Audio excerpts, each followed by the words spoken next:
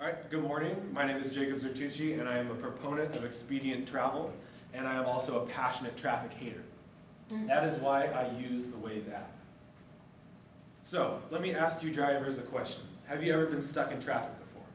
I know I have. I've been stuck in peak rush hour traffic where it's bumper to bumper, and you're not getting anywhere, and it's not very fun. So let me ask you another question. How many of you, when you were stuck in traffic, wish that you knew a shortcut or a different way to get to your destination? This is where the Waze app comes in.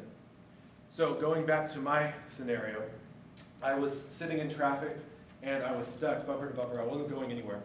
So what I did was I put in my destination into my Waze app, and what it did was it actually took me off of the freeway and along a bunch of different back roads. And so not only did I get to my destination 20 minutes ahead of schedule, but I also didn't have to sit in traffic, which was a definite plus.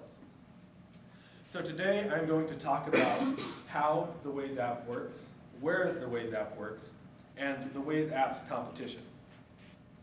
So, how does the Waze app work? Well, the Waze app is the world's largest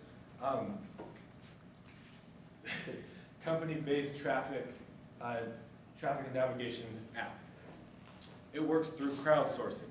Crowdsourcing, the definition is behind me, but what the Waze app does is it takes all the information from the drivers and it uses it and sends it out to other drivers that will be taking the same route or a similar route at a later time. So there are two different ways that drivers can send information to the Waze app. The first one is passive. So every time a driver is using the Waze app, and they're using it to navigate, they are sending information to the app about things such as their speed, which helps the app calculate like traffic flow. The next way that drivers and passengers can update the app is more interactive. Waze comes with a series of features that allows the drivers and the passengers to update the app so that it's up to date and the most accurate it can be. These features are things such as traffic accidents, hazards, closures, security cameras, or like traffic cameras. My favorite, it tells you when there's police traps or like a police officer waiting like up ahead. So it saved me from multiple tickets. I may have been going a little bit above the speed limit, but Waze gave me like a notification, or it said out loud that there's a police officer up ahead on the right shoulder in 1 mile, so I was able to kind of cut my speed and get back to that. Also, Waze has introduced a new feature. It's a gas feature. So what drivers and passengers can do is they can click on the gas feature, and it will come up with a bunch of different gas stations around them. And it comes up with their prices as well, so that drivers are able to find the cheapest priced gas around them. So where Waze works? According to an article written in USA Today in 2013, Waze is in 193 different countries, and it was poised to announce more than 50 million users. That was back in 2013, so they have far surpassed their 50 million user mark. So, it works, or it's most effective when there are a lot of Waze users because it is a community-based app. So the more users there are that are updating the app, the more accurate and up-to-date the information is. So now I'm going to talk about the competition of the app.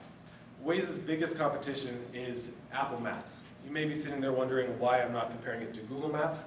Well, back in 2013, Waze was purchased by Google for $1.1 billion. So Google Maps is now no longer a competition or a competitor for Waze. So I'm going to compare Apple Maps and Waze Maps right now. Apple Maps is free, but so is Waze. And Apple Maps comes pre-downloaded to your iPhone. In order to get Waze, you just need to go to the App Store and download it. It is a free app, again. Apple has a 3D function, which at this time, maybe it is a little bit better than the Waze app.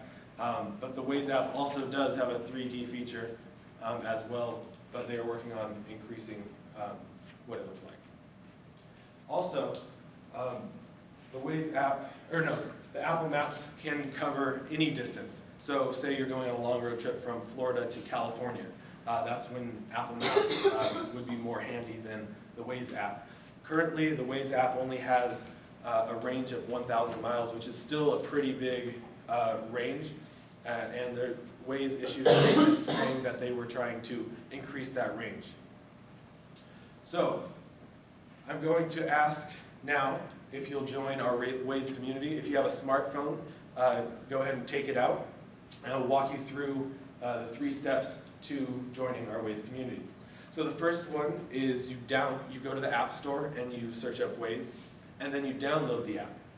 Again, it is a free app, and the third step is go ahead and next time you're driving, try it out. If you do not like it, then you can always delete it. Thank you so much for your time, and now I will open up the floor to any questions.